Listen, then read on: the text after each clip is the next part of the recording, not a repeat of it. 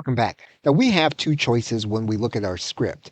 We do have proper nouns as names, and those names are going to have specific pronunciations here in our script. So what we can do is we can take the entire script, we can go back to the chatbot and we can iterate with the chatbot, and we can ask the chatbot to rewrite the article either so that there are no proper names or that all the words are going to be easy for an artificial intelligence voice in order to pronounce. Now, there's no magic in the prompt that we're going to be asking the AI in order to do.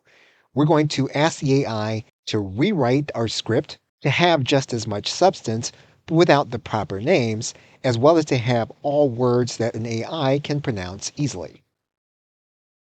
So we're going to iterate with the chatbot with that request. We are also going to ask the chatbot if there is anything that it needs to know or for us to clarify in order for it to undertake the task that we are asking.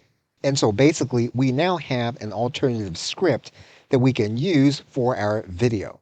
And we've done what we can to make sure that the words are going to be easy for an artificial intelligence voice to narrate.